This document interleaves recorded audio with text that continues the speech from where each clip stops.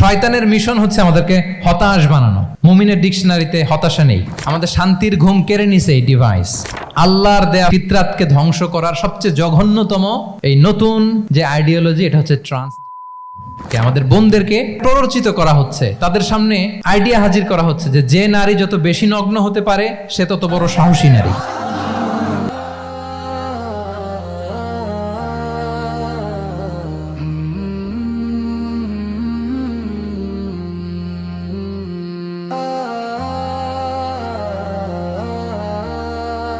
আসসালামু আলাইকুম রহমতুল্লাহি ওয়া বারাকাতুহু।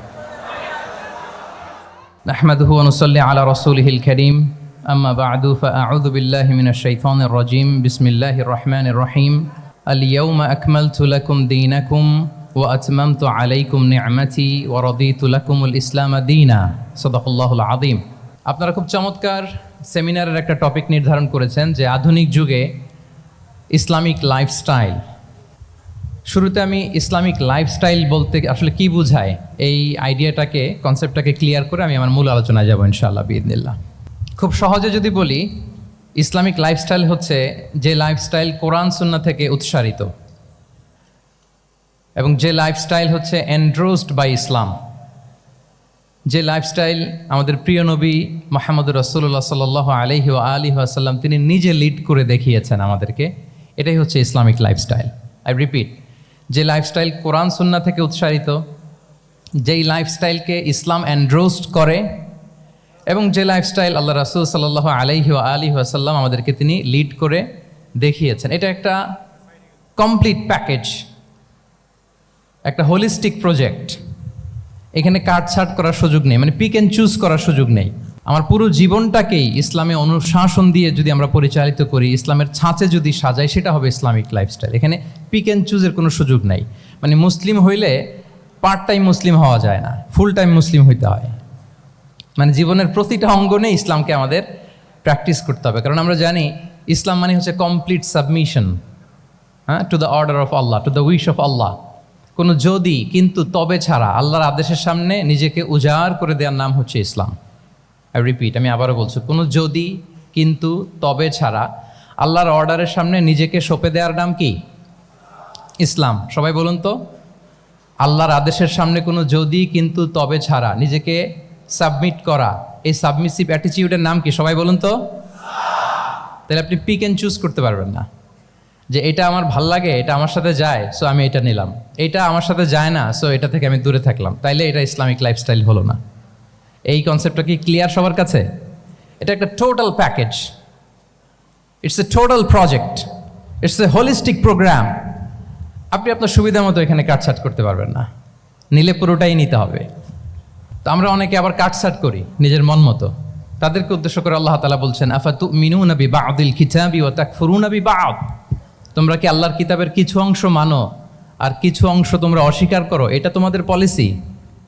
জেনে রেখো, ওয়ার্নিং দিচ্ছেন যে তোমাদের পলিসি যদি এইটা হয়, তাহলে এই দুনিয়াতে আছে তোমাদের জন্য লাঞ্ছনা, আর আখিরাতে তোমাদেরকে শাস্তির মুখোমুখি হতে হবে।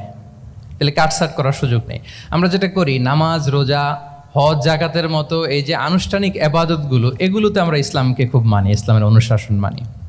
কিন্তু আমাদের ব্যক্তি জীবন, পারিবারিক জীবন, সামাজিক জীবন, আমার ডিলিংসগুলো, আমার ট্রেড, আমার বিজনেস, আমার ব্যবসা, আমার বিয়ে শাদি, আমার বিহেভিয়ার, এগুলোকে অনেক সময় আমরা ইসলামের অনুশাসন অনুযায়ী মানতে চাই না।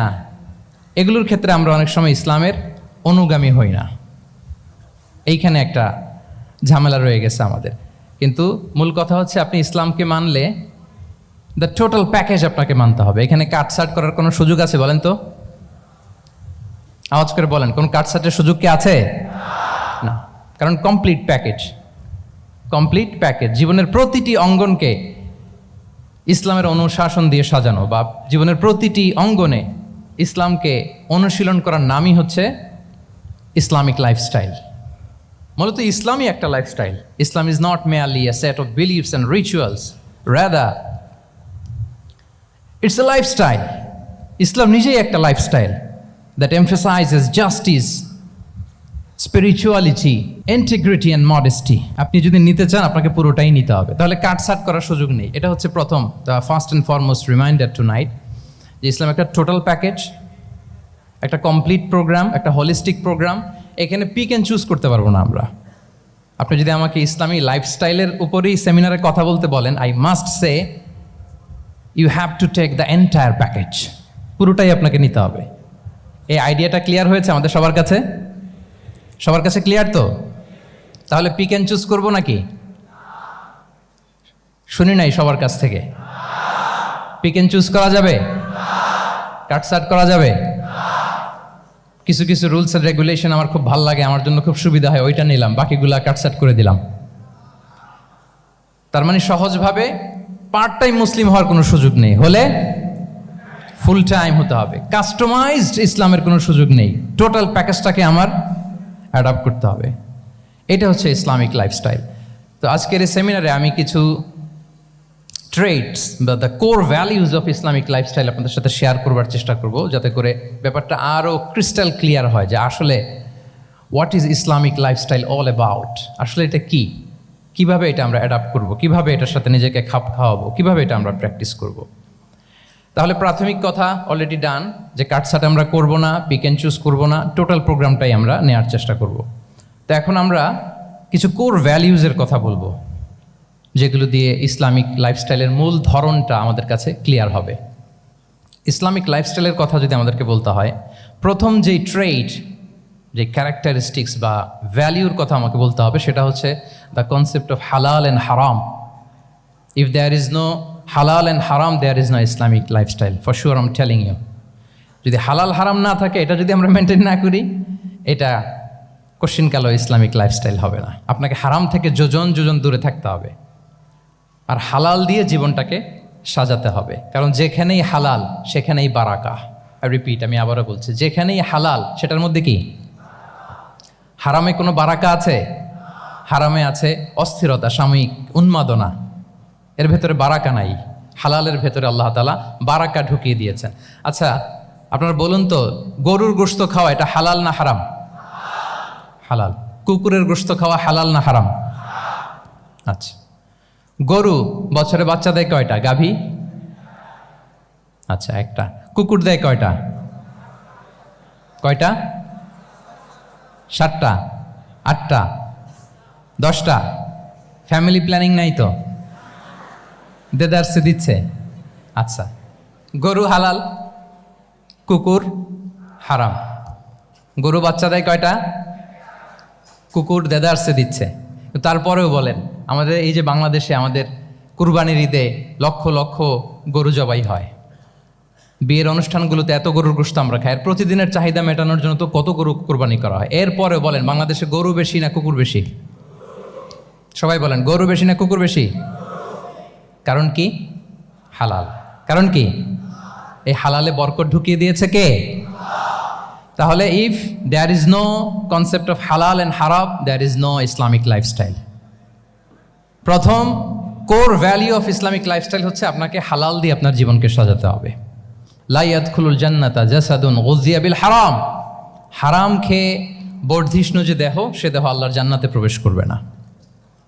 মানে whatever you consume, it should be halal. এটা হালাল হইতে হবে। শুধু যেটা আপনি খাচ্ছেন এটাই না, কুলু মিম্মা ফিল আরদি হালালাম তাইয়্যিবা, আল্লাহ তাআলা বলেছেন যেটা কনজিউম করবো হালাল হবে, হালাল হতে হবে। তো এটা শুধু এত ন্যারো কনসেপ্ট না, আপনার জীবনের সবটাই হালাল হতে হবে। ইউর ফুড শুড বি হালাল, ইউর ড্রিঙ্ক শুড বি হালাল, ইউর ইনকাম শুড বি হালাল, ইউর ফ্যাশন শুড বি হালাল, ইউর এন্টারটেইনমেন্ট শুড বি হালাল। সব কিছু হালাল হইতে হবে। আমরা অনেকে যে ভুলটা করি, আমরা খাওয়ার ক্ষেত্রে শুধু হালাল খুঁজি, এরকম অনেকে করে, কিন্তু অন্যান্য ক্ষেত্রে হালাল হারামের বাজ বিছান নাই। আমি একটা উদাহরণ প্রায়ই দেই, দেখবেন যে আমাদের বাংলাদেশের সরকারি অফিসগুলোতে তো ঘুষ চলে নাকি? আল্লাহ ঘুষ থেকে এই জাতিকে তুমি হেফাজত করো। আচ্ছা, দেখবেন যে আমাদের বিভিন্ন সরকারি অফিসগুলোর মুসলিম কর্মকর্তারা তারা ওয়াইন খায় না। আমি দেখেছি, থাইল্যান্ডে গিয়েছে, চায়না গিয়েছে অফিসের কাজে, ওখানে হালাল রেস্টুরেন্টগুলো খোঁজে, কারণ মুসলিম, তার হালাল খাইতে হবে। তো সে ওয়াইন খায় না, পর্ক খায় না, কারণ ইসলামে এটা হারাম। আবার অনেক হিন্দু কর্মচারী, সে আবার গরুর গোশত খায় না, কারণ কি তার ধর্মে ওইটা হারাম। কিন্তু এই মুসলিম কর্মচারী, হিন্দু কর্মচারী দুইজনের নির্বিশেষে মাশাআল্লাহ ঘুষ খায়। এরকম হয় না? দেখেন, মুসলিম ওয়াইন খায় না, পর্ক খায় না, তার ধর্মে হারাম। আমার হিন্দু ভাই গরুর গোশত খায় না, এটা তার ধর্মে হারাম। কিন্তু ঘুষ আবার দুই ধর্মে হালাল নাকি? হ্যাঁ, হালাল না। তার মানে ওই যে pick and choose, you got the point, right? Pick and choose করেছে যে আমার ধর্মের এই এই নিয়ম আমি মানবো, কারণ এটা আমার জন্য খুব ফ্লেক্সিবল, এটা খুব ভালো লাগে। কিন্তু যেটা কঠিন হয়ে যাচ্ছে, যেটা তার বিরুদ্ধে দাঁড়াচ্ছে, ওইটা সে মানে না। তাহলে পিক এন্ড চুজ করার কোনো সুযোগ, আমরা আমাদের গোটা জীবনকে হালাল দিয়ে সাজাইতে হবে। তাহলে your lifestyle will be Islamic lifestyle. এই কথাটা কি বুঝতে পেরেছেন? তাহলে ইউর ফুড শুড বি হালাল, ইউর ড্রিঙ্ক শুড বি হালাল, ইউর ফ্যাশন শুড বি হালাল, ইউর ইনকাম শুড বি হালাল, ইউর এন্টারটেনমেন্ট শুড বি হালাল, even your relationship should be হালাল। ব্যাপার কি? এটার এত আওয়াজ বেড়ে গেল।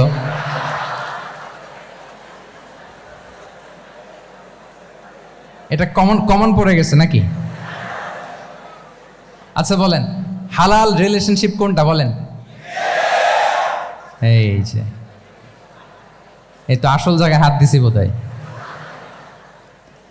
আমাদের শিক্ষার্থী বন্ধুদের মধ্যে বিবাহিত আছি আমরা? হ্যাঁ, কারা কারা আছি দেখি তো। মাশাআল্লাহ, মাশাআল্লাহ, ঠিক আছে, ঠিক আছে। আমাদের বোনরা উপরে আছেন, মাশাআল্লাহ, অনেকে হাত তুলেছেন, আলহামদুলিল্লাহ। এই তো আমাদের যারা হাত তুলছেন তাদের জন্য একটা তাকবীর দেই আমরা, আল্লাহু আকবার। এই যে আপনারাই বলেছেন, আমার কোনো লিগ্যাল অপিনিয়ন দেওয়ার প্রয়োজন হচ্ছে না, যে হালাল রিলেশনশিপ হচ্ছে বিয়ে। তাহলে বিয়ের বাইরে যদি আমার কোনো রিলেশনশিপ থাকে, হালাল না হারাম? ফতোয়া দিচ্ছে কে? আমি? আপনারাই দিচ্ছেন। বলেন, বিবাহ পরবর্তী কোনো যদি এক্সট্রা ম্যারিটাল রিলেশনশিপ থাকে, এটা ইসলামে হালাল না হারাম? তাইলে pre marriage relationship, after marriage relationship, এটা শরীয়তে হারাম। তো এই হারাম যদি আমি এই হারামের সাথে যদি নিজেকে জুড়ে দেই, তাহলে আমার লাইফস্টাইল এটা ইসলামিক লাইফস্টাইল হতে পারে না। আমরা বিয়ের মতো পবিত্র বন্ধনের মধ্য দিয়ে আমরা আমাদের দাম্পত্য জীবনকে উপভোগ করব। আল্লাহ তৌফিক দান করুক। এই যে অনেকে হাত তুলে ফেলছে, মাশাআল্লাহ, তার মানে সেকেন্ড ইয়ারে আছে, ফার্স্ট ইয়ারে আছে, থার্ড ইয়ারে আছে, আলহামদুলিল্লাহ, হালাল রিলেশনশিপে তারা গিয়েছে, মাশাআল্লাহ। তাহলে হালাল এন্ড হারামের ব্যাপারে যদি আমরা বলি, আমাদের পুরো জীবনের প্রতিটি অঙ্গন আমরা হালাল দিয়ে সাজাবো। কি বলেন? পারা যাবে তো ইনশাআল্লাহ? হারামের সাথে আমাদের কোনো সম্পর্ক আছে? হ্যাঁ, আমরা সবকিছু হালাল দিয়ে সাজাবো তো? হারামকে আমরা না বলে দিব, না, নো। আজকের এই জহির রায়হান মিলনায়তনের এই হলরুম থেকে হারামকে আমরা লাল কার্ড দেখাই দিলাম। কি বলেন? হারামকে আমরা নো বলবো, আওয়াজ করে বলুন, নো। ওকে, নো টু হারাম। তাহলে the concept of halal and হারাম আশা করি আমাদের কাছে ক্লিয়ার। আমরা হালাল দিয়ে নিজেদের জীবনকে সাজাবো, হারামের সাথে আমাদের কোনো সম্পর্ক নাই। তাহলে একটা ট্রেইট আমরা শেয়ার করলাম, একটা কোর ভ্যালিউ শেয়ার করলাম, যে আমরা যদি হালাল মেনটেন করতে পারি আমাদের জীবনে, এটা হচ্ছে one of the core values of Islamic lifestyle. 2 নম্বর হচ্ছে, ইসলামিক লাইফস্টাইলটা বেসিকলি এটা একটা প্রোডাক্টিভ লাইফস্টাইল। ইসলামী লাইফস্টাইল আমাদেরকে প্রোডাক্টিভ হতে উদ্বুদ্ধ করে।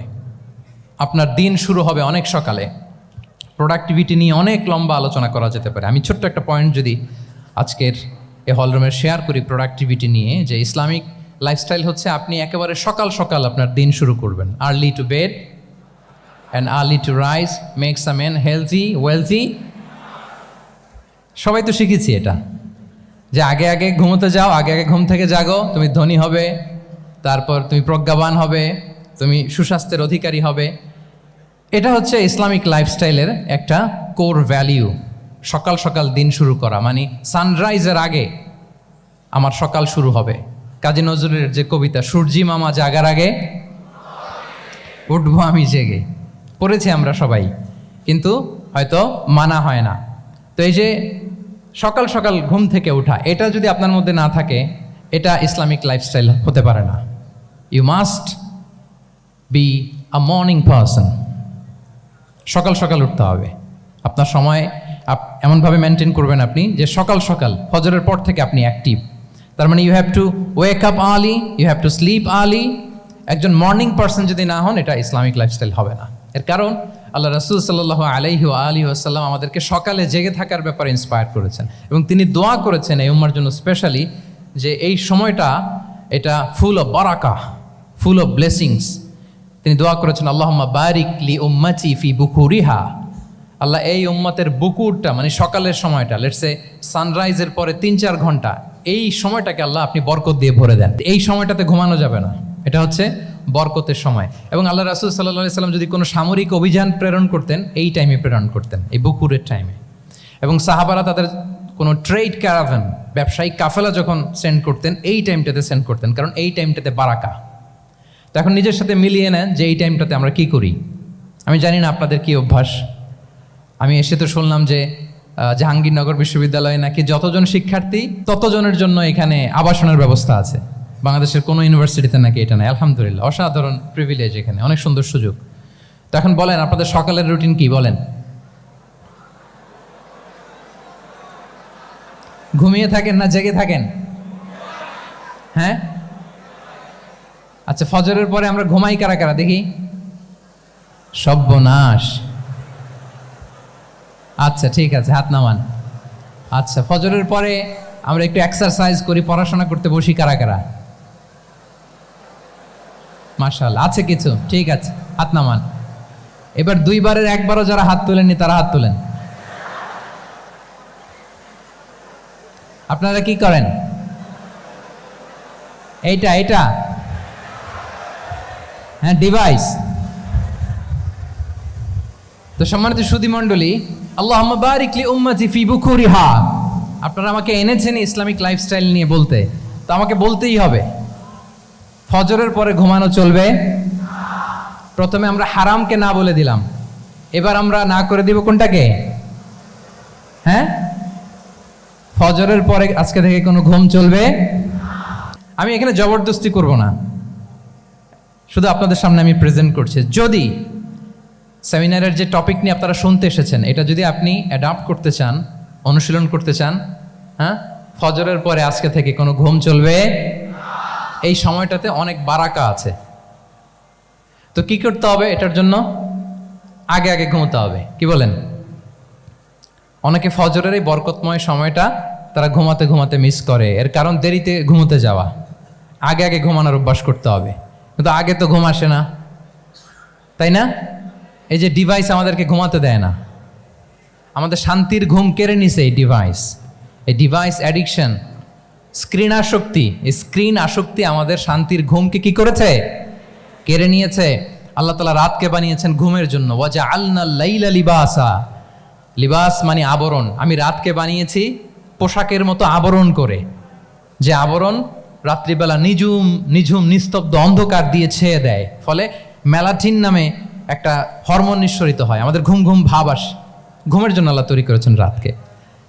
এরপরে আল্লাহ তাআলা বললেন ওয়াজআলনান নাহারা মাআশা, আর দিনকে বানিয়েছি আমি প্রাণ চঞ্চল করে, দিনে আমরা কাজ করব। তাহলে রাতে আগে আগে ঘুম, আর দিনের বেলা আল্লাহ তাআলা আমাদেরকে কাজ করার জন্য সৃষ্টি করেছেন। কিন্তু এই সাইকেলটাকে আমরা ঘুরাই ফেলছি। রাতে যত দেরি করে আপনি ঘুমাবেন, সকালে ঠিক তত দেরি করে আমাকে উঠতে হয়, ঠিক কিনা বলেন? তাহলে ফজরের পর বকুর পিরিয়ড অফ টাইমটাকে কাজে লাগাতে হলে রাতে আমাদেরকে আগে ঘুমাতে যেতে হবে। রাতে কি করতে হবে?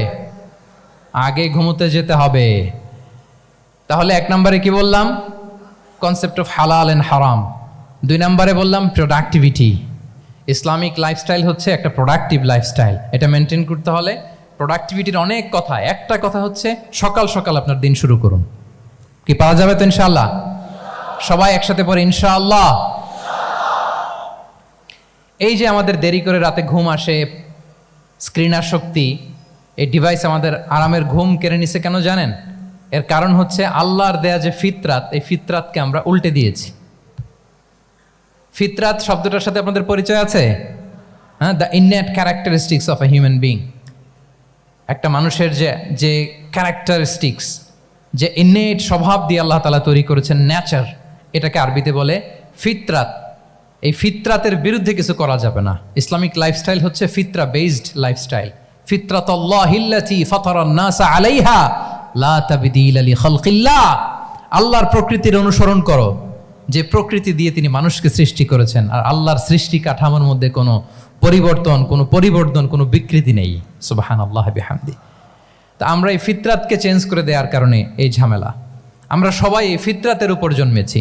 কুল্লু মাউলুদিন ইউলাদু আলাল ফিতরা ফাআবাওয়াহু ইউহাউবিদানি আও ইউনাসসিরানি আও ইউমাজ্জিসানি। প্রতিটি নিউ বর্ন বেবি তারা ফিতরাতের উপর জন্মায়, মানে নবজাতক সন্তান ইসলামের উপর জন্মায়। কিন্তু বাবা মা তাকে হয় ইহুদি বানায়, নাসারা বানায় বা অগ্নি উপাসক বানায়। তাহলে এই যে ফিতরাত, আল্লাহর দেয়া ফিতরাতকে যখন আমরা চেঞ্জ করেছি, আমাদের জীবন থেকে বারাকা উঠে গিয়েছে। ফিতরাতকে যদি আরো সহজ করে আমি আপনাদেরকে বুঝাই, তাহলে ফিতরাত হচ্ছে যা কিছু স্বাভাবিক, যা কিছু কল্যাণকর, যা কিছু ভালো, তাই ফিতরাত। আই রিপিট, সুপ্রিয় শিক্ষার্থী বন্ধুরা, ফিতরাত হচ্ছে যা কিছু স্বাভাবিক, যা কিছু ভালো, যা কিছু কল্যাণকর, তাই কি? তাই ফিতরাত। এই যে এখন আরবি কোন মাস চলছে বলেন তো? রজব। এই রজব মাসের ২৬ তারিখ দিবাগত রাত্রে আল্লাহ রাসূল সাল্লাল্লাহু আলাইহি ওয়াসাল্লাম ঊর্ধ্ব জগতের একটা ভিজিটে গিয়েছিলেন। আমরা জানি না সবাই? হ্যাঁ, ইসরা মেরাজের কথা আমরা জানি। সো এই মেরাজ রজনীতে আল্লাহ রাসূল সাল্লাল্লাহু আলাইহি ওয়াসাল্লাম ফিতরাত, মানে what is the essence of ফিতরা, এটা বোঝানোর জন্য হাদিসটা আমি শেয়ার করছি। মেরাজে যখন গেলেন, জিবরিল আলাইহিস সালাম ওনাকে 2টা পেয়ালা দিলেন। তিনি বললেন, উচিতু বি ইনাআইন, আমাকে 2টি পেয়ালা দেয়া হলো।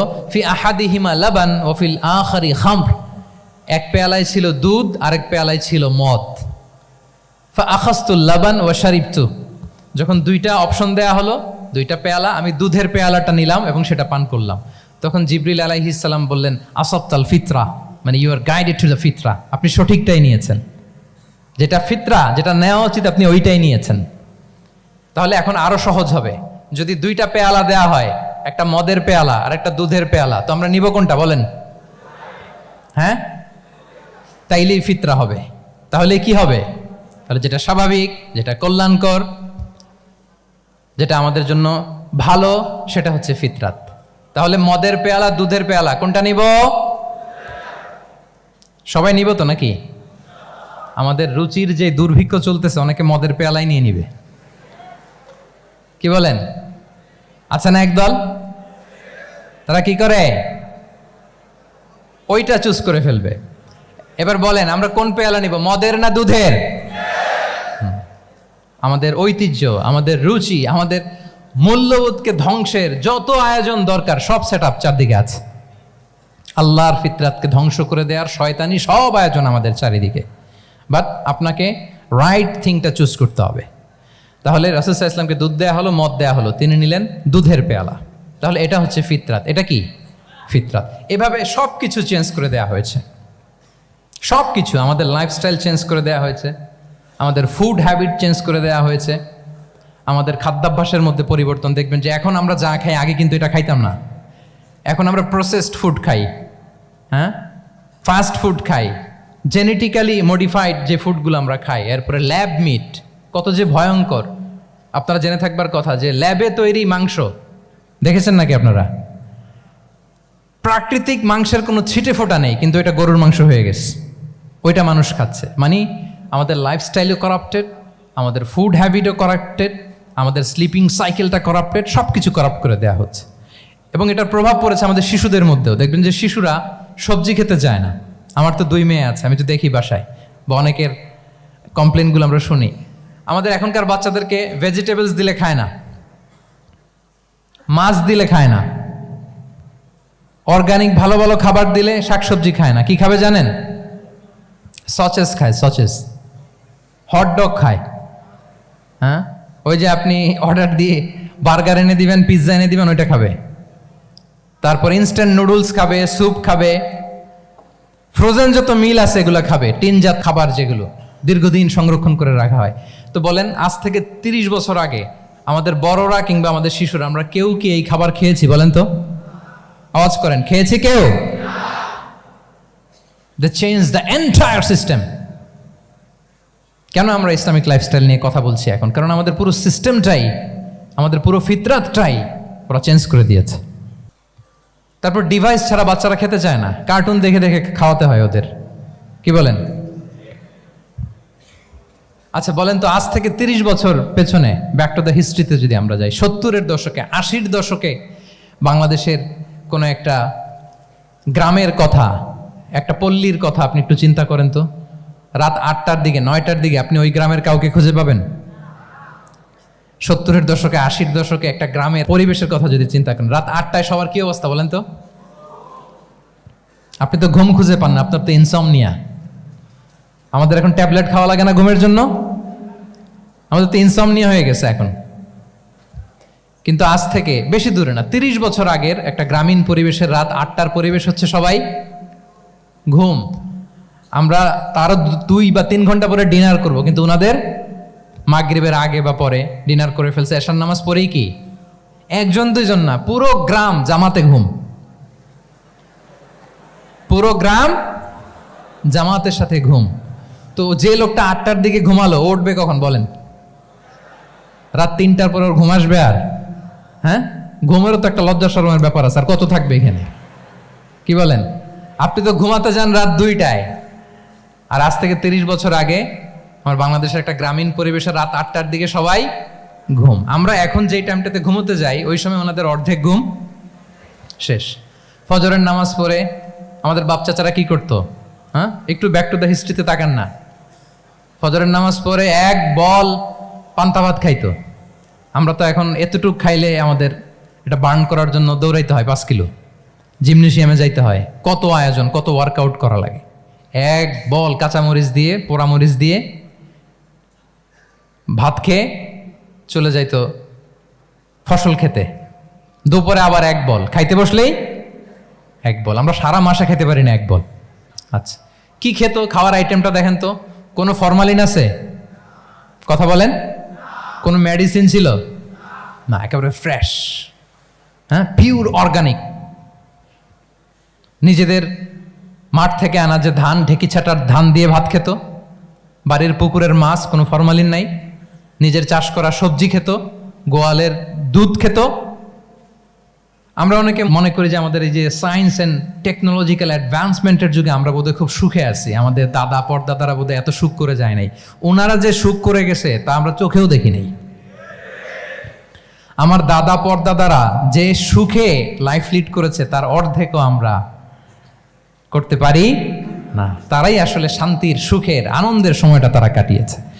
তাহলে সম্মানিত সুধী মণ্ডলী, পুরো আমি আপনাদেরকে বোঝানোর চেষ্টা করছি যে ইসলামিক লাইফস্টাইল নিয়ে why we should talk about Islamic lifestyle. কারণ পুরো সিস্টেমটাকে তারা কলাপস করেছে, করাপ্ট করেছে।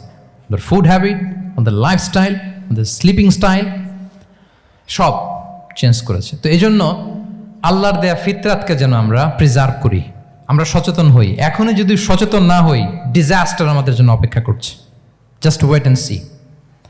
তাহলে ইসলামিক লাইফস্টাইল হচ্ছে একটা ফিতরা বেসড লাইফস্টাইল। এই ফিতরাকে আমাদেরকে প্রিজার্ভ করতে হবে। তাহলে 3টা পয়েন্ট বলে ফেলছি অলরেডি, যদি আপনাদের মনে থাকে। প্রথমে কি বলেছিলাম? হালাল, হালাল দিয়ে জীবন সাজাবো। 2 নম্বরে প্রোডাক্টিভিটির জন্য কি করব? রাতে দেরি করে ঘুমাবো, তাহলে আগে আগে ঘুমাবো, ফলে আগে আগে ঘুম থেকে জেগে কাজ শুরু করব। 3 নম্বরে ফিতরা, মানে আল্লাহর দেয়া প্রাকৃতিক যে নিয়ম, মানে আলোর সাথে সাথে আমার জীবন শুরু, আলো নাই আমিও ঘুমায় পড়বো। কি বলেন? আপনি উন্নত দেশে তো তাই হয়। জাপানে আমি কয়েকবার গিয়েছি, আগে আগে ঘুমায় পড়ে। ইভেন আমেরিকাতে আমি কয়েকবার গিয়েছি, অনেক অনেক শহরে 8টার পরে সুপার শপ বন্ধ, 8টার পরে ঘুম এরা। আমরা হাঁটছি কোন দিকে? আমরা একটু নিজেদেরকে প্রশ্ন করি। তাহলে 3 নম্বর হচ্ছে ফিতরা বেসড যে লাইফস্টাইল, এটার দিকে আমাদেরকে ফিরে আসতে হবে। 4 নম্বর হচ্ছে মডেস্টি, শালীনতা। One of the core values of Islamic lifestyle. এই শালীনতা আমরা হারাতে বসেছি। মডেস্টি বললে অনেকে শুধু কাপড় চোপড় নিয়ে চিন্তা করে যে ছোট কাপড়, বড় কাপড়। Modesty is not about only clothing, but also your behaviour, your dealing, your overall character. শুধু আপনি মডেস্টি, শালীনতা বললে কাপড় চোপড় নিয়ে চিন্তা করবেন না। এটা আপনার মডেস্টি ইন ইউর স্পিচ, আপনার কথার মধ্যেও শব্দ চয়নে মডেস্টি থাকতে হবে, আপনার বিহেভিয়ারে মডেস্টি থাকতে হবে, আপনার ডিলিংসে মডেস্টি থাকতে হবে। এই শালীনতা আমরা হারাচ্ছি। তার বিপরীতে আমাদের সমাজে অশ্লীলতার প্রসার হচ্ছে, লাজুকতা হারিয়ে যাচ্ছে। লাজুকতা, লজ্জা শরম থাকা, এটা যে কত বড় নেয়ামা, যেই জাতি একবার এটা হারিয়ে ফেলে আর কোনো কিছু দিয়ে জোড়াতালি দিয়ে এটা তারা রিভাইভ করতে পারে না। এই যে ওয়েস্ট তো এখন যা যা আমাদেরকে শিখাইছে, যেটাকে আমরা স্ট্যান্ডার্ড মনে করি, আবার তারা ফিরতেছে। এই যে ডিভাইসের কথা বলছি না, আপনি অস্ট্রেলিয়ার খোঁজ খবর নেন, যারা খোঁজ নিয়েছেন তারা জানেন আন্ডার 16 কোনো বাচ্চা সোশ্যাল মিডিয়া ইউজ করতে পারে না অস্ট্রেলিয়াতে। 1 মাস অ্যাপ্লাই করে, কান্ট্রি ওয়াইড অ্যাপ্লাই করে দেখায় ফেলছে। Facebook including Facebook, WhatsApp, Twitter, TikTok, 10টা অ্যাপস যেগুলো বাচ্চাদের মধ্যে এডিকশন নিয়ে আসে, এগুলো সব বন্ধ। জানেন এই নিউজটা? জানেন? মানে ফিরতেছে, উল্টা ফিরতেছে। এই যে শালীনতার কথা আমরা বলি, এটা হারাচ্ছে। রাসূল সাল্লাল্লাহু আলাইহি ওয়াসাল্লাম বলেন, যার শালীনতা নাই, ইযা লাম তাস্তাহি ফাসনা মা শি'তা, যখন তোমার লজ্জা শরম থাকবে না, যা মনে চায় তাই করো। শিশু মোহাম্মদ চলে গেল সেই বনু সাআদে, ছোট্ট মোহাম্মদ কাঁদে না কখনো, ক্ষুধা লাগলেও কাঁদে না, ব্যথা পেলেও কাঁদে না। কিন্তু ছোট্ট মোহাম্মদের প্রাইভেটসের জায়গা থেকে কাপড়টা যখন সরে যেত, শিশু মোহাম্মদ কেঁদে দিত। সুবহানাল্লাহ, শালীনতা। ইযা লাম তাস্তাহি ফাসনা মা শি'তা। রাসূল সাল্লাল্লাহু আলাইহি ওয়াসাল্লাম বলেছেন, যদি তোমার লজ্জা শরম না থাকে, লজ্জা শরমের মাথা যদি তুমি খাও, তুমি সব করতে পারবা, তোমাকে দিয়ে সব সম্ভব। তাহলে এই শালীনতা, এটা অনেক বড় নেয়ামত। সম্মানিত বন্ধুরা, আজকে দিনকে দিন আমাদের সমাজ থেকে শালীনতা হারিয়ে যাচ্ছে, লাজুকতা হারিয়ে যাচ্ছে, নারী পুরুষ উভয় দিক থেকে। বিশেষ করে আমাদের বোনদেরকে টার্গেট করা হয়েছে, নারীদেরকে, আমাদের বোনদেরকে, তাদেরকে প্ররোচিত করা হচ্ছে, তাদের সামনে আইডিয়া হাজির করা হচ্ছে যে নারী যত বেশি নগ্ন হতে পারে সে তত বড় সাহসী নারী। বলেন, আমাদের সমাজে পত্রপত্রিকা আপনারা দেখেন না এটা? যে নারী নিজেকে যত এক্সপোজ করবে সে তত বড় কি সাহসী নারী, এই তকমা তাকে দেয়া হচ্ছে। এটা টোটাল কমপ্লিট শয়তানের একটা মিশন। শয়তানের প্রথম মিশন হচ্ছে বনি আদমকে বিবস্ত্র করা। কি করা? আল্লাহ তাআলা আদম আলাইহিস সালাম, হাওয়া আলাইহিস সালামকে বলেছিলেন যে নিষিদ্ধ গাছ যেও না, খেও না। শয়তানের প্ররোচনায় খেয়ে ফেলেছিলেন, সাথে সাথে জান্নাতের পোশাক খুলে পড়েছে। তার মানে শয়তানের প্রথম মিশন হচ্ছে মানুষকে কি করা? নগ্ন করা। মানুষকে কি করা? নগ্ন করা। তাহলে আমাদের বোনদেরকে এমন ভাবে তাদের সামনে উপস্থাপন করা হচ্ছে, প্ররোচিত করা হচ্ছে, এবং বলা হচ্ছে নগ্নতার পথে যে বেশি হাঁটে সে নাকি তত সাহসী নারী। নাউযুবিল্লাহি মিন যালিক। তাহলে এই যে মানব জাতিকে বস্ত্রহীন করা, এটা শয়তানের একটা মিশন। তার বিপরীতে ইসলাম নারীকে সম্মান দিয়েছে, সম্মান করেছে। যে ঘরে প্রথমে কন্যা জন্মায়, খায়রুকুম মান বুখিরা বিল উনসা, সে ঘরটাকে আল্লাহ তাআলা বরকতময় করে দেয়।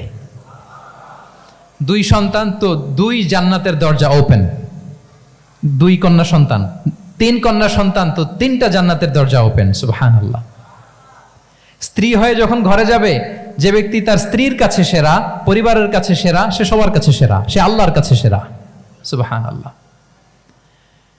এবং কোনো মা যদি সন্তান জন্ম দিতে যেয়ে মারা যায়, কিয়ামতের দিন আল্লাহ তাআলা ওই মাকে শহীদদের কাতারে দাঁড় করাবেন। আর যদি সেফলি সন্তান ভূমিষ্ঠ হয়, আল্লাহ বলে মায়ের পায়ের নিচে ওই সন্তানের বেহেশত। সুবহানাল্লাহ। কিভাবে নারীর স্টেটাস, মর্যাদাকে ইসলাম বাড়িয়েছে। এবং এই যে ইসলাম যে নারীকে যে ভিআইপি হিসেবে কনসিডার করে, হ্যাঁ, ইসলামের দেয়া নারীর ড্রেস কোড নিয়ে আমাদের অনেকের কত কথা, কত ক্রিটিক। এটা কেন করে? কারণ Islam consider women as a queen. Islam তো নারীকে রানী হিসেবে কনসিডার করে। কি হিসেবে বলেন? আচ্ছা বলেন, যে কুইন হবে, যে রানী হবে, তার একটা স্পেশাল ড্রেস কোড থাকবে না? তার একটা স্পেশাল প্রোটোকল থাকবে না? রানীর সাথে কি যা মনে চায় তা করা যায়, দেখা করা যায়, তার কাছে যাওয়া যায়? আল্লাহু আকবার। কারণ ইসলাম চায় নারীদের জন্য পৃথিবীটা নিরাপদ হোক। ইসলাম চায় নিজ গৃহে বা কর্মক্ষেত্রে নারীরা নিরাপদ থাক। ইসলামের যত ভ্যালিউজ আছে, যত রুলস এন্ড রেগুলেশন আছে, এটা আমাদের ভালোর জন্য, মানব জাতির কল্যাণের জন্য। তাহলে এই অশ্লীলতা থেকে আমাদের যোজন যোজন দূরে থাকতে হবে। If you talk about Islamic lifestyle, আমাদেরকে শালীনতা, মডেস্টি ফিরিয়ে আনতে হবে। You have to maintain modesty. আমি যদি আরো ডিপে যাই, দেখেন এই যে প্রত্যেকের হাতে এক একটা করে পর্ন হাব হয়ে গেছে। এখন হয়েছে না? পর্নোগ্রাফির সয়লাভ, বিকৃত যৌনাচারের সয়লাভ। এখন নতুন নামে, নতুন মোড়কে, এলজিবিটি আমাদের সমাজে নানা মোড়কে আমাদের সামনে উপস্থাপন করা হচ্ছে। শুনেছেন না এগুলো আপনারা? নাম শুনেছেন? এই যে ট্রান্স নাম শুনছেন না? নিজের দেহ কাটাকাটি করে দিব্যি পুরুষ, 4 সন্তানের বাবা, এখন হঠাৎ করে বলে যে আমি মনে মনে নারী, তো সোসাইটি যেন আমাকে নারী স্বীকৃতি দেয়। বায়োলজিক্যালি দিব্যি নারী, 3 সন্তানের মা, এখন বলে যে এখন আমি মনে মনে ভাবতেছি পুরুষ, তো আমাকে পুরুষ হিসেবে তুমি কনসিডার করো। আল্লাহর দেয়া ফিতরাত, এই যে বলছি উল্টায় ফেলতেছে, এই ফিতরাতকে ধ্বংস করার সবচেয়ে জঘন্যতম এই নতুন যেটা বাজারজাত করা হচ্ছে যে আইডিওলজি, এটা হচ্ছে ট্রান্সজেন্ডারিজম। অধিকারের মোড়কে, তাও আসতেছে কিভাবে, কিসের মোড়কে বলেন তো? রাইটসের কথা বলে, যেটা একটা রাইটস। এজন্য সম্মানিত সুধীমণ্ডলী, শালীনতার কোনো বিকল্প নেই। If you want to take care of yourself, if you want to take care of your family, your society, you have to maintain modesty. কোনো বিকল্প নেই, সাবধান হইতে হবে আমাদেরকে। তাহলে 4 নম্বরে কি? শালীনতা, মডেস্টি। শালীনতা হচ্ছে ইসলামিক লাইফস্টাইলের ভূষণ। এখন পরিকল্পিতভাবে এই শালীনতার কবর রচনা করা হচ্ছে আমাদের সমাজে। আপনারা কি রাগ করতেছেন? কথা ক্লিয়ারলি বুঝতে পারতেছেন? আমি যদি রয়ে শয়ে কথা বলি তা বুঝতে পারবেন আপনারা? ক্লিয়ারলি মেসেজগুলো আমি আপনাদের সামনে পৌঁছে দিচ্ছি। তাহলে কয়টা গেল? 4টা। হালাল, প্রোডাক্টিভিটি, প্রিজার্ভিং ফিতরা, অ্যান্ড ফাইনালি মডেস্টি। 4টা কাভার। 5 নম্বরে হচ্ছে ইসলামিক লাইফস্টাইল যদি আমরা মেনটেন করি, we must have to be optimistic, hopeful, আশাবাদী হইতে হবে। মুমিনের ডিকশনারিতে হতাশা নেই, আমরা হতাশ হই না, আমরা নিরাশ হই না, আমরা ভরসা রাখি এক মহান সত্তার উপর। আওয়াজ করে বলুন, তিনি কে? শয়তানের মিশন হচ্ছে আমাদেরকে হতাশ বানানো। আমি স্টেজে ওঠার আগে সম্মানিত স্যার বলতেছিলেন যে আপনি একটু আশাবাদী করবেন আমাদের নারী শিক্ষার্থীদের ব্যাপারে, আমাদের ছেলে শিক্ষার্থীদের ব্যাপারে। কয়েকটা ইস্যু স্যার বললেন যে কিছু ফ্রাস্ট্রেশন তাদের মধ্যে কাজ করে। আজকে আপনাদের ডিকশনারি থেকে ফ্রাস্ট্রেশনকে একেবারে অমিট করে দিয়ে যাব। বলেন, বিশ্বাসীদের ডিকশনারিতে হতাশা বলে কোনো শব্দ আছে? ফ্রাস্ট্রেশন আছে? কারণ শয়তানের মিশন হচ্ছে আমাদেরকে হতাশ বানানো। কি বানানো? শয়তান আমাদেরকে আশাবাদী করতে চায় না, সে চায় আমরা যেন হতাশ হই। আমি ভুল করেছি, পাপ করেছি, অন্যায় করেছি, তো শয়তান সেই পাপের সাগরে আমাকে হাবুডুবু খাওয়াতে চায়, বলে আর অনেক ভুল হয়ে গেছে, অনেক দূর তুই চলে এসেছিস, আর আল্লাহ তোকে ক্ষমা করবে না, থাক এখানেই থাক, করতে থাক। এরকম শয়তান টেম্পটেশন দেয়, প্রভোকেশন করে। কিন্তু শয়তান জানে না যে আল্লাহর রহমতের দরিয়া কত বড়। শয়তানের মিশন হচ্ছে আমাদেরকে হতাশ বানানো, আর আল্লাহর বাণী আমাদের হৃদয়ে আশা জাগায়, আশাবাদী করে তোলে। আল্লাহর এই কিতাবের, কোরআনের প্রতিটি আয়াতে পরতে পরতে পাবেন আপনি মোটিভেশন, ইন্সপিরেশন। আল্লাহু আকবার। লা তাহজান ইন্নাল্লাহা মা'ানা। মনকে তুমি বুঝিয়ে বলো আল্লাহ আছেন আমার সাথে। জাহাঙ্গীরনগর বিশ্ববিদ্যালয়ের আমার সুপ্রিয় শিক্ষার্থী বন্ধুরা, এই বাক্যটি নিজের জীবনের জন্য, নিজের জীবনের সাথে সেট করে নেন। মনকে তুমি বুঝিয়ে বলো আল্লাহ আছেন আমার সাথে। বিপদে আপদে, আমাদের লাইফে আপস এন্ড ডাউনস থাকে, সব মুহূর্তে আমরা এই কথাটা খেয়াল করব যে কেউ যদি আমাকে হেল্প করার জন্য নাও থাকে, এক মহান সত্তা আছে, তিনি কে? আল্লাহ রাসূল সাল্লাল্লাহু আলাইহি ওয়াসাল্লাম, আবু বকর রাদিয়াল্লাহু তাআলা আনহু গারে সাউরে হিজরতের রাতে লুকিয়ে আছেন। কুরাইশরা খুঁজতেছে, আবু বকর রাদিয়াল্লাহু তাআলা আনহু তটস্থ, না জানি ধরা পড়ে যাই। তিনি বলছেন কুরাইশরা আমাদের এত পাশ দিয়ে যাচ্ছে, একটু মাথা নিচু করলে দেখে ফেলবে আমাদের। রাসূল সাল্লাল্লাহু আলাইহি ওয়াসাল্লাম বললেন যে ভয় পেও না। আবু বকর, তুমি কি ভেবেছো আমরা এখানে গুহাতে 2 জন? না না, এই গুহায় আমরা 2 জন নই, আমাদের সাথে একজন মহান সত্তা আছে। তিনি কে? আমরা 3 জন এখানে। লা তাহজান ইন্নাল্লাহা মা'ানা। ভয় পেও না, হতাশ হয়ো না, নিশ্চয় আল্লাহ আমাদের সাথে আছেন। আল্লাহ তাআলা সরাসরি কথাটাকে কোরআনে কোট করেছেন যে লা তাহজান ইন্নাল্লাহা মা'ানা। তাহলে সুপ্রিয় বন্ধুরা, এই বাক্যটা আমাদের খেয়াল রাখতে হবে যাদের মধ্যে ফ্রাস্ট্রেশন কাজ করে, যে মনকে তুমি বুঝিয়ে বলো কে আছেন আমার সাথে? আল্লাহ আছেন আমার সাথে। এরকম কোরআনের পরতে পরতে অনেক আয়াত পাবেন। লা তাইয়াসু মির রাউহিল্লাহ ইন্নাহু লা ইয়াইয়াসু মির রাউহিল্লাহি ইল্লাল কওমুল কাফিরুন। আল্লাহর রহম থেকে নিরাশ হয়ো না। কাফিররা ছাড়া কেউ আল্লাহর রহম থেকে নিরাশ হয়? আমি আপনি আমাদের জীবনে কত ভুল করেছি, কত অন্যায় করেছি, কতটাই বা পাপ করেছি। মনে রাখবেন, আমাদের পাপ যত বড় হোক, আল্লাহর রহমতের দরিয়া তার চাইতেও বড়। ইন্না মাআল উসরি ইউসরা ফাইন্না মাআল উসরি ইউসরা, and verily with every hardship there is an ease. প্রত্যেক কষ্টের পরেই থাকে স্বস্তি। এই বাক্যগুলো কি আপনাকে মোটিভেশন দেয় না? এই কথাগুলো কি আপনাকে চাঙ্গা করে না? আপনার জীবনে ইন্সপিরেশন হয়ে আসে না এই কথাগুলো? ওয়ালা তাহিনু ওয়ালা তাহজানু ওয়া আনতুমুল আ'লাউনা ইন কুনতুম মুমিনিন। চিন্তা করো না, হতাশ হয়ো না, তোমাদেরই বিজয় হবে যদি তোমরা মুমিন হও। আল্লাহু আকবার। তাহলে আপস এন্ড ডাউনস থাকবে, এবং মুমিন জীবনে তো হতাশা থাকবেই না। কারণ আমার জীবনে যদি কোনো কষ্টের ঘটনা ঘটে, এটার জন্য আমি রিওয়ার্ড পাবো। আমি যদি অসুস্থ হই, আমার প্রত্যেক অসুস্থতার কারণে আমার পাপ মোচন হয়। সুবহানাল্লাহ পড়েন। আপনার জ্বর হয়েছে, এই জ্বরের কারণে আল্লাহ আপনার গুনাহ মাফ করবেন। আপনি ব্যথা পেয়েছেন, অসুস্থ হয়েছেন, আল্লাহ তাআলা গুনাহ মাফ করে দিবে। তাহলে হতাশার কোনো সুযোগ আছে বলেন? না। মুমিন জীবনে হতাশার কোনো সুযোগ নেই। রাসূল সাল্লাল্লাহু আলাইহি ওয়াসাল্লাম বলেন, মা ইউসিবুল মুসলিমা মিন নাসাব ওয়ালা ওয়াসাব ওয়ালা হাম্মিন ওয়ালা হুজনিন ওয়ালা আযান ওয়ালা গাম্মিন হাত্তা শাওকাতি ইউশাকুহা ইল্লা কাফারাল্লাহু বিহা মিন খাতায়া। মুমিন জীবনে যত ব্যথা, কষ্ট, দুঃখ, এমনকি ফল পাড়তে যে গাছের কাটার খোঁচা যদি খান, রাসূল সাল্লাল্লাহু আলাইহি ওয়াসাল্লাম বলেন ওই খোঁচার ব্যথার কারণে আল্লাহ তোমার গুনাহ মাফ করে দেয়। কেউ অসুস্থ হয়ে রাসূল সাল্লাল্লাহু আলাইহি ওয়াসাল্লামের কাছে আসলে রাসূল সাল্লাল্লাহু আলাইহি ওয়াসাল্লাম কি বলতেন জানেন? কেউ জানেন? লা বাস আলাইক তুহুরুন ইনশাআল্লাহ। তিনি বলতেন, আরে don't worry about it, it will cleanse up your scenes. ভয় পেও না, আরে এই অসুস্থতা, এটার কারণে আল্লাহ তোমার গুনাহ মাফ করে দিবে। সুবহানাল্লাহ। তাহলে অসুস্থ ব্যক্তি আর উজ্জীবিত হতো না? রাসূল সাল্লাল্লাহু আলাইহি ওয়াসাল্লাম অসুস্থ ব্যক্তিকে দেখলেই মাথায় হাত বুলিয়ে দিতেন, দোয়া করতেন, আল্লাহুম্মা রাব্বান নাস আযহিবিল বাস ইশফি আনতা শাফি, দোয়া করে দিতেন। আর বলতেন, আরে ভয় পেও না, এই অসুস্থতা তোমার গুনাহ মাফ করে দিচ্ছে।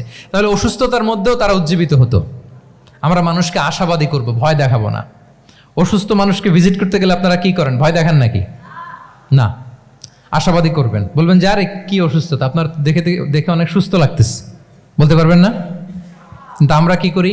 কেউ অসুস্থ হইলে ওই অসুস্থতায় সবচেয়ে কষ্ট পেয়ে যে মারা গেছে তার হিস্ট্রি বলা শুরু করি। এরকম করে না অনেকে? ধরেন যে একজন ক্যান্সারের পেশেন্টকে দেখতে গেছেন, এইবার যে আপনার কোন খালা ক্যান্সারে কিভাবে ধুকে ধুকে মরছিল, ওই হিস্ট্রি আপনি বয়ান দিতে শুরু করছেন। বেচারা বাঁচবে? যা একটু সুস্থ ছিল ওইটাও তো অসুস্থ বানাই দিচ্ছেন। কি বলেন? তাহলে ইসলাম আমাদেরকে আশাবাদী করে। প্রিয় ভাই এবং বোনেরা, কি করে? আশাবাদী করে। আমরা যদি আমাদের কোনো প্রিয়জনকে হারাই, আমরা আশাবাদী হয়েই হারাই, কারণ তাকে আমি চিরকালের জন্য হারাচ্ছি না। আপনি আপনার আব্বাকে হারাচ্ছেন তো কি হয়েছে? বাপ হারায় তো কাঁদবে নাস্তিক। কি বলেন? নাস্তিকদের তো মরার পরে নাকি আর কিছু নাই। হ্যাঁ, দেখবেন আপনাদের সামনে সামনে অনেক কিছু বলে যে কিছু নাই, যা দেখি না, বিশ্বাস করি না। একা একা যখন মৃত্যুর পরে কি হবে চিন্তা করে ওর দম বন্ধ হয়ে আসে। ইসলাম মানুষকে আশাবাদী করে। দেখেন আমরা কত দূর দেখি, কত দূর ভাবি। আমার দাদা মারা গেছে, এটা আমার কোনো টেনশনেরই কারণ না, কারণ আমি সবসময় ভাবি আমার দাদাকে আমি ওপারে যেয়ে পাবো। আমার আব্বাকে আমি হারিয়েছি তো ওপারে পাবো। আমার বন্ধুকে আমি হারিয়েছি, কাছের বন্ধুটা যে আমার জন্য খুব ইন্সপিরেশন ছিল, সাময়িক বিচ্ছেদ এটা আমাদের জন্য, কারণ আমরা ওই জগতে বিশ্বাস করি। আল্লাহু আকবার। তাহলে হতাশা আমাদের ডিকশনারিতে আজকে থেকে রাখা যাবে। ইসলামিক লাইফস্টাইল যদি মেনটেন করতে চান, you have to be optimistic. Clear কথাটা? আচ্ছা, এরপরে গ্রেটফুলনেস, 6 নাম্বার। গ্রেটফুলনেস, আপনাকে কৃতজ্ঞ হইতে হবে, শুকরগুজার হইতে হবে। আমরা অনেকে কমপ্লেইন করি খুব বেশি, না এটা ভুল। সম্মানিত সুধী মণ্ডলী, be grateful with what you have. যা আছে এটা নিয়ে শুকরগুজার হন, আপনার জীবনটাকে আল্লাহ সুন্দর করবে। তাহলে কমপ্লেইন করব না, আমরা শুকরগুজার হব। রাসূল সাল্লাল্লাহু আলাইহি ওয়াসাল্লাম বলেছেন, তোমার চেয়ে যে খারাপ অবস্থানে আছে তার দিকে তাকাও, যে ভালো আছে তার দিকে তাকিও না। হ্যাঁ, যে ভালো আছে তার মতো আপনি হওয়ার চেষ্টা করবেন। আপনার গোল থাকবে। I am not talking about the goals and plans. Your plan and goal should be bigger and bigger. But আপনি ও খুব ধনী, ও খুব ভালো আছে, এটা দেখে কষ্ট পাবেন না, কারণ আপনি খেয়াল করেন যে আপনার চেয়ে অনেক খারাপ অবস্থানে আছে অনেকে, ওর দিকে তাকালে দেখবেন যে আপনার আর খারাপ লাগতেছে না। শেখ সাদি রাহিমাহুল্লাহ, বিখ্যাত কবি, নাম শুনেছেন না? ওনার একবার পায়ে দেওয়ার মতো জুতা ছিল না। কি ছিল না? সবাই বলুন, কি ছিল না? জুতা। তো উনি একবার রাস্তা দিয়ে হাঁটতেছেন, হঠাৎ দেখেন এক লোকের দুইটা পাই নাই। কি নাই? শুকরগুজার হলেন, চিৎকার করে বললেন আলহামদুলিল্লাহ, যে আল্লাহ অনেক ভালো আছি, আমার জুতা নাই এজন্য মন খারাপ, ওর তো পাই নাই। হ্যাঁ, এজন্য বেঁচে যে আছি এজন্যই আলহামদুলিল্লাহ। লা ইন শাকারতুম লা আযীদান্নাকুম ওয়া লা ইন কাফারতুম ইন্না আযাবি লাশাদীদ। আল্লাহ বলেন, যদি শুকরিয়া করো, শুকরগুজার হও, আমি আল্লাহ নেয়ামত বাড়িয়ে দেব। যদি নাশুকরি করো, জেনে রাখো আমার শাস্তি কঠিন। তাহলে বেঁচে যে আছি এজন্যই কি পড়া উচিত? জাহাঙ্গীরনগর বিশ্ববিদ্যালয় আওয়াজ করেন, বেঁচে যে আছি এজন্য কি পড়বো? আপনি যে অবস্থানে থেকে খুশি না, ভাল লাগে না আপনার, যে হায় রে আমি তো লুজার, আমার কিচ্ছু নাই, আপনার এই অবস্থানে পৌঁছাটা অনেকের জন্য স্বপ্ন। মানে যেটা পেয়ে আপনি হ্যাপি না, অতটুকু হইতে পারাটা অনেকের কি স্বপ্ন। আপনাকে যদি জিজ্ঞেস করি, ভাই কি চান, কি লাগবে বলেন, কি চান? তা আপনি বলবেন যে শেখ আমি ধনী হইতে চাই, আমার একটা ব্রাইট ক্যারিয়ার চাই, আমি টাকা চাই, আমি খ্যাতি চাই, আমি ক্ষমতা চাই, এটা চাই। কত যে চাওয়ার ফিরিস্তি আমাদের। আপনি একটু একটা ক্যান্সার হসপিটালে জানতো, ক্যান্সারের 3rd স্টেজে চলে আসছে, ধুকে ধুকে লাস্ট স্টেজে চলে আসছে। আপনার তো অনেক কিছু চাই, আপনি ওকে একটু জিজ্ঞেস করেন যে ভাই আপনি কি চান? ও টাকা চায় না? ক্যান্সারের রোগী টাকা চাবে? খ্যাতি চাবে? ব্রাইট ক্যারিয়ার চায়? সে কি চায় বলেন তো একটু? সে একটু বাঁচতে চায়। যে ভাই তুমি কি চাও? বলবে আমি কিছু চাই না, একটু বাঁচতে চাই।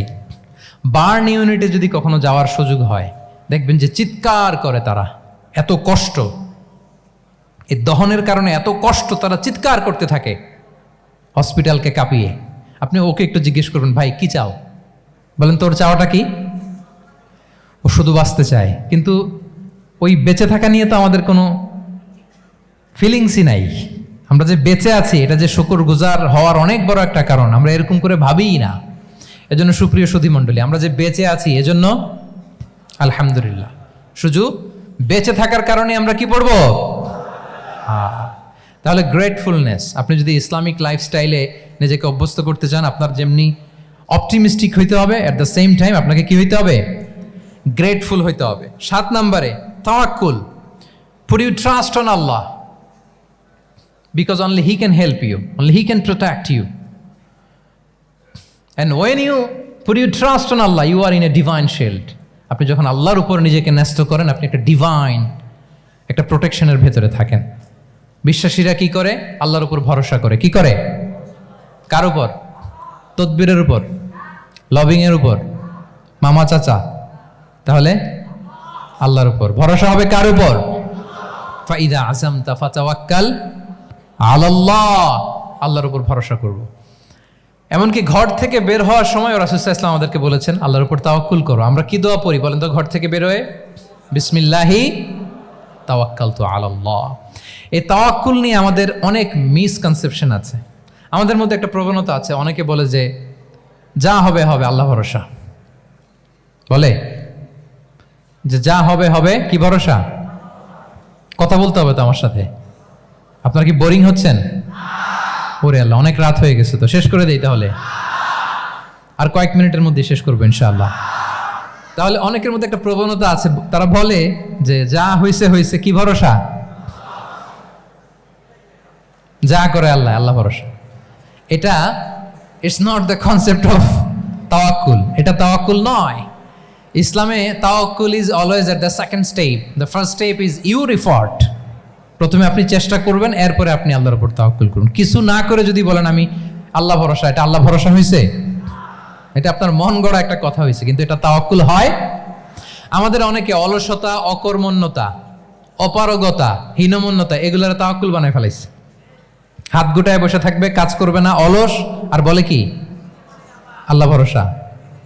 রিজিকের মালিক আল্লাহ, কিছু করবে না আর বলে আল্লাহ ভরসা। প্রিয় ভাইরা, রাসূল সাল্লাল্লাহু আলাইহি ওয়াসাল্লাম তিনি অলসতা, অকর্মণ্যতা, হীনমন্যতা, কাপুরুষতা, ভীরুতা এগুলো থেকে আল্লাহর কাছে পানাহ চেয়েছেন। নিজের সাধ্যের সবটুকুন তিনি করেছেন, তারপরে আল্লাহ ভরসা করেছেন। এবং পাখিকে ইসলামে তাওয়াক্কুলের মডেল বানানো হয়েছে। রাসূল সাল্লাল্লাহু আলাইহি ওয়াসাল্লাম বলেন, লাউ আন্নাকুম তাতাওয়াক্কালুনা আলাল্লাহি হাক্কা তাওয়াক্কুলি লা রাযাকাকুম কামা ইয়ারযুকুত তুয়ুর তাগদু খিমাসান ওয়া তারুহু বিতানান। মানে তোমরা যদি পাখির মতো তাওয়াক্কুল করো তাহলে পাখিকে আল্লাহ যেমন রিজিক দেয় তোমাদেরকেও রিজিক দিবে। পাখি কি করে বলেন তো? প্রতিদিন সকালবেলায় ওর ঘরের ভিতরে বসে বলে যে আল্লাহ ভরসা,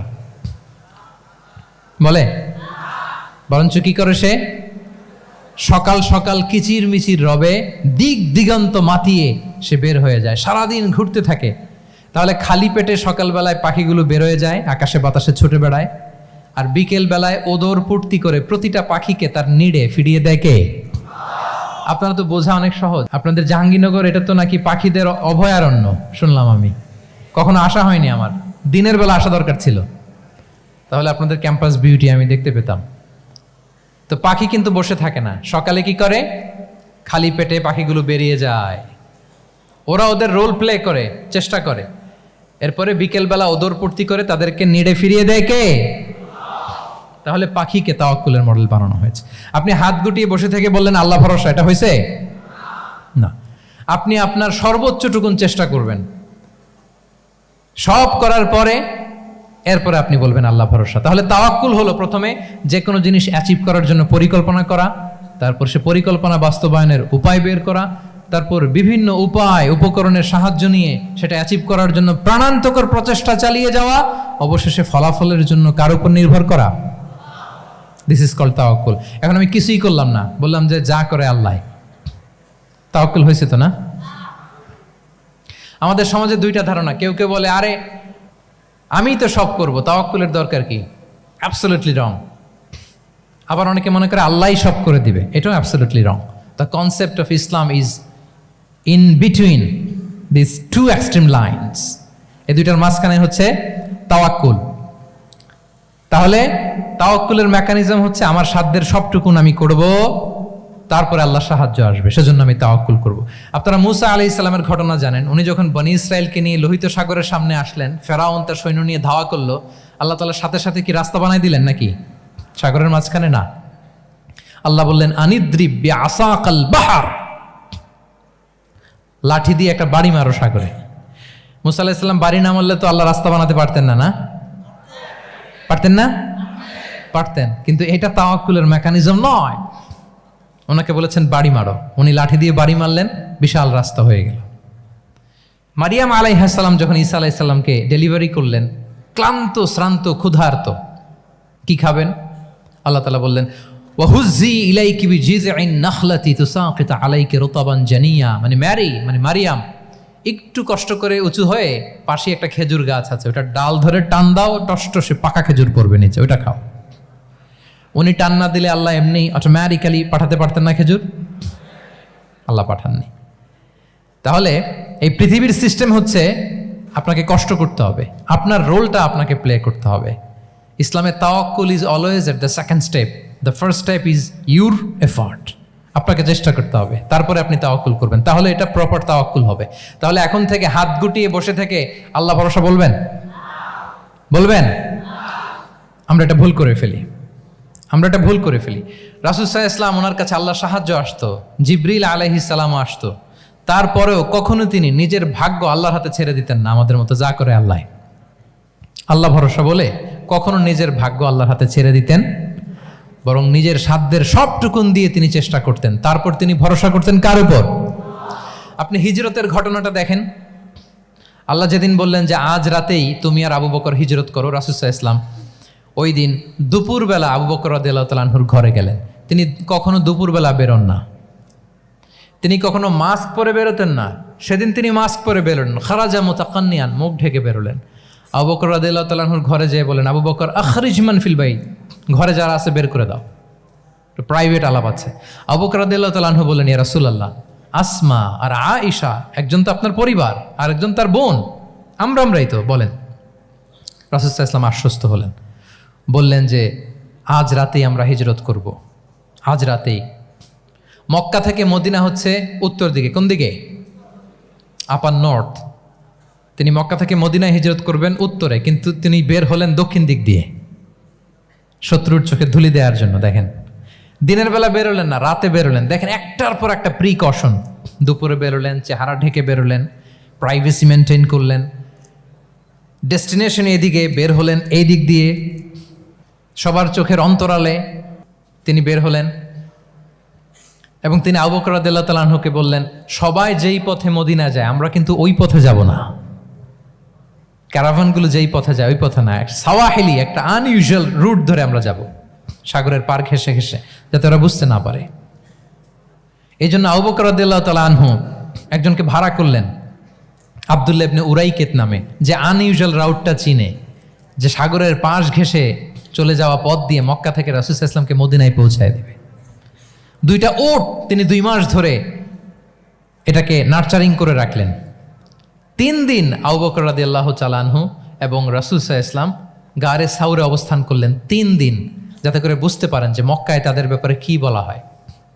এবং আবু বকর রাদিয়াল্লাহু তাআলা আনহুর ছোট্ট ছেলে আব্দুল্লাহকে অ্যাসাইন করা হলো যে, আব্দুল্লাহ তুমি তো ছোট মানুষ, তুমি প্রতিদিন মক্কার বাজারে যেয়ে শুনবা যে আমাদের ব্যাপারে কুরাইশরা কি বলে, নিশ্চয়ই তারা তন্ন তন্ন হয়ে আমাদেরকে খুঁজবে, না পেয়ে ওরা কি কি পলিসি নেয় এটা এসে আমাদেরকে জানাবা। সুবহানাল্লাহ। ছোট্ট আব্দুল্লাহ মক্কার বাজারে কে কি বলে শুনে গোয়েন্দার মতো করে, স্পাইয়ের মতো করে সে তথ্যগুলো নিয়ে, খাবার নিয়ে গারে সাউরে প্রতিদিন ইনফরমেশন পাস করে আসতো, আবার খাবার দিয়ে আসতো। আচ্ছা বলেন তো, এই ছোট্ট আব্দুল্লাহ যেই পথে যায় মরুভূমির উপরে তার ফুটপ্রিন্ট আছে না, আব্দুল্লাহর ফুটপ্রিন্ট। তো কোরাইশরা তো তন্ন তন্ন হয়ে রাসূল সাল্লাল্লাহু আলাইহি ওয়াসাল্লামকে খুঁজতেছে, ডানে বায়ে সামনে পেছনে সব জায়গায়। তারা যদি আব্দুল্লাহর ছোট্ট পায়ের ছাপ পায় আর সেটাই যদি ফলো করে, তাহলে ডিরেক্টলি তারা কোথায় যেয়ে পৌঁছবে? রাসূল সাল্লাল্লাহু আলাইহি ওয়াসাল্লামের কাছে, গারে সাউরে। আল্লাহ রাসূল সাল্লাল্লাহু আলাইহি ওয়াসাল্লাম কি করলেন? আবু বকর রাদিয়াল্লাহু তাআলা আনহু কি করলেন? আমির ইবনে ফুহায়রা নামে আরেকটা লোককে অ্যাসাইন করলেন, যে 3 দিনের জন্য আব্দুল্লাহ যখন তথ্য নিয়ে খাবার দিয়ে চলে যাবে, আমির ইবনে ফুহায়রা তোমার কাজ হচ্ছে যেই পথ দিয়ে আব্দুল্লাহ হেঁটেছে এই পথ দিয়ে তুমি আমাদের ছাগলগুলোকে একটু চড়াই দিবা, তাহলে ওখানে ওই বাচ্চার আর ফুটপ্রিন্ট থাকবে না, ওই ছাগলগুলোর পায়ের ছাপ থাকবে। অনেক লম্বা ঘটনা, এরকম একটার পর একটা প্রিকশন আল্লাহ রাসূল সাল্লাল্লাহু আলাইহি ওয়াসাল্লাম এবং আবু বকর রাদিয়াল্লাহু তাআলা আনহু ওনারা নিয়ে তারপরে হিজরতের পথে রওনা হয়েছেন। এবং যখন রওনা হয়েছেন রাসূল সাল্লাল্লাহু আলাইহি ওয়াসাল্লাম আর ডানে বায়ে তাকান না, তিনি কোরআন তেলাওয়াত করছিলেন। হি ওয়াজ রিসাইটিং দ্য কোরআন, কারণ now he is in the state of tawakkul, এখন তিনি তাওয়াক্কুল করতেছেন। তাহলে বলেন তো, তাওয়াক্কুল কি শুরুতে না শেষে? তারপরে কতটা শেষে? আপনার চেষ্টা, আপনার তদবির, আপনার লবিং, আপনার এফর্ট, আপনার সাধ্যের নাগালে থাকা সব কিছু উজাড় করে দেওয়ার পরে আপনি বলবেন তাওয়াক্কালতু। আমরা করি কি? আমরা কি করি? আল্লাহ ভরসা। ভাই কি প্ল্যান আপনার? হুজুর আল্লাহ ভরসা। এবার বলেন এটা হয়েছে? এটা কি আসলে দ্য প্রপার কনসেপ্ট অফ তাওয়াক্কুল হয়েছে প্রিয় ভাই এবং বোনেরা? হয় নাই। কারণ তাওয়াক্কুল is always at the second step, the first step is you referred. আপনি আপনার সাধ্যের সবটুকু করবেন, তারপর কি করবেন? ক্লিয়ার? সব শেষ। কথা হচ্ছে আপনি যদি ইসলামিক লাইফস্টাইল মেনটেন করতে চান, আপনাকে উম্মাহ সেন্ট্রিক অ্যাটিটিউডের অধিকারী হইতে হবে। উম্মাহ সেন্ট্রিক। আমাদের মুসলিম উম্মাহ একটা দুঃখী উম্মাহ, নেতৃত্বহীন উম্মাহ, বলিষ্ঠ নেতৃত্বের অভাবে এদিক থেকে লাথি মারলে আমরা এদিকে যাই, এদিক থেকে মারলে এদিকে যাই। শুধু একটা স্ট্রং লিডারশিপের অভাব, ঠিক কিনা বলেন? এই যে আমাদের রোহিঙ্গা ভাইয়েরা 1 মিলিয়ন আসছে, 10 লাখ, এখন বোধহয় 2 মিলিয়ন প্লাস হয়ে গেছে বা 3 মিলিয়ন হয়ে গেছে। আমি গত মাসে গিয়েছিলাম রোহিঙ্গা ক্যাম্পে দেখার জন্য তাদের কি অবস্থা। এমন মানবতার জীবনযাপন তারা করতেছে। ধর্মে তারা কোন ধর্মের বলেন তো? আমাদের ভাই, আমাদের বোনেরা, তাদের কোনো সলিউশন নাই। কাশ্মীরের ভাই বোনদের কি অবস্থা দেখেন তো। আর গাজার অবস্থা নাই বা বললাম, পাখির মতো গুলি করে মারা হয়েছে, মসজিদ ধ্বংস করা হয়েছে, এমনকি খ্রিস্টানদের গির্জা ধ্বংস করা হয়েছে। একটা লিডারশিপের, একটা স্ট্রং লিডারশিপের অভাবে আজকে আমাদের এই অবস্থা। এজন্য আপনি যদি ইসলামিক লাইফস্টাইলের কথা বলেন, অফকোর্স আপনাকে উম্মাহ সেন্ট্রিক মেন্টালিটির হতে হবে। এই দুঃখী উম্মাকে নিয়ে আপনার প্রজেক্ট থাকতে হবে। আমরা আমাদের নিজেদের শক্তি, সম্ভাবনা, ঐতিহ্য এগুলো একেবারে ভুলতে বসেছি। আমরা যে যোদ্ধা ছিলাম, আমরা যে বিজয়ী ছিলাম, আমরা বেমালুম ভুলেই গিয়েছি। জ্ঞান বিজ্ঞানে একসময় আমরা লিড দিয়েছি, ঠিক কিনা বলেন?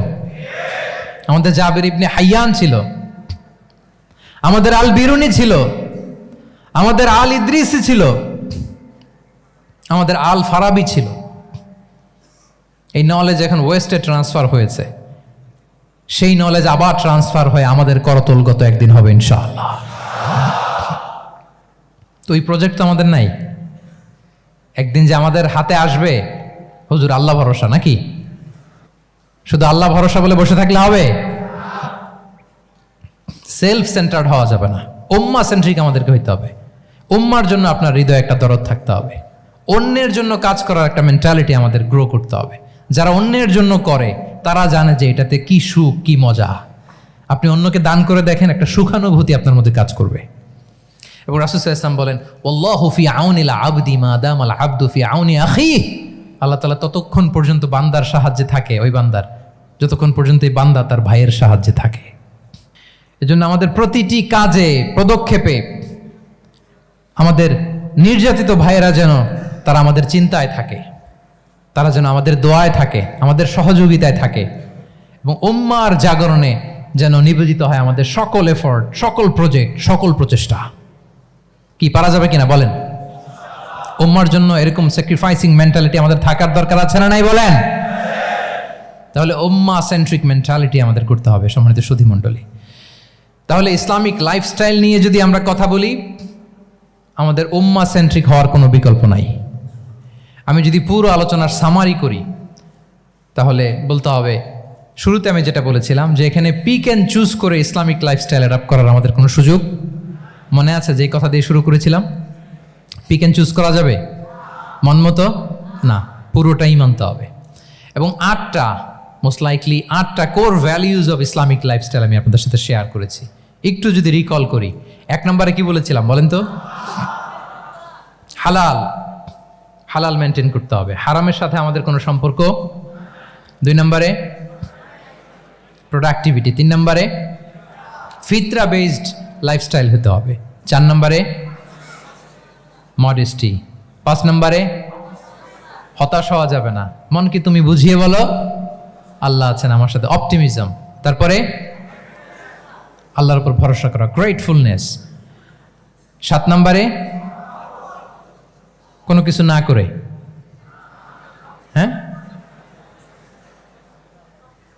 সব কিছু করার পরে, মাশাআল্লাহ, অ্যাবসলিউটলি রাইট আনসার। সব কিছু আমার সাধ্যের সবটুকুন করার পরে কি করব? কার উপর তাওয়াক্কুল করব? এবং আমরা উম্মাহ সেন্ট্রিক চিন্তা লালন করব, উম্মাহ কেন্দ্রিক।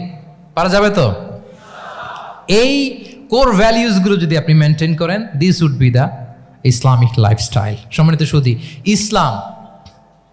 ইসলাম আমাদেরকে যে লাইফস্টাইল প্রেসক্রাইব করেছে, সেই প্রেসক্রাইব লাইফস্টাইলই আমাদেরকে সাবস্ক্রাইব করতে হবে। এর বাইরে মুসলিমের কোনো লাইফস্টাইল থাকতে পারে? এর বাইরে অন্য কোনো লাইফস্টাইল আল্লাহর কাছে গ্রহণযোগ্য হতে পারে? আল্লাহ তাআলা আমাদের সবাইকে কথাগুলো বোঝার ও আমল করার তৌফিক দান করুন। সম্মানিত সুধী মণ্ডলী, আমি আবারও পাঠশালাকে শুকরিয়া জানাই, বিশ্ববিদ্যালয় কর্তৃপক্ষকে শুকরিয়া জানাই, এবং দীর্ঘ 1 ঘন্টারও বেশি সময় ধরে আপনারা যারা এই লম্বা আধুনিক যুগে ইসলামিক লাইফস্টাইল শিরোনামের এই সেমিনারে অংশগ্রহণ করলেন, আপনাদের সবাইকে আবারও প্রাণ ঢালার শুভেচ্ছা এবং অভিনন্দন জানিয়ে আমার আলোচনা এখানেই আমি শেষ করছি। হাযা মা ইনদি ওয়াল ইলমু ইনদাল্লাহি আলাইহি তাওয়াক্কালতু ওয়া ইলাইহি উনীব। ওয়াসসালামু আলাইকুম ওয়া রাহমাতুল্লাহি ওয়া বারাকাতুহু।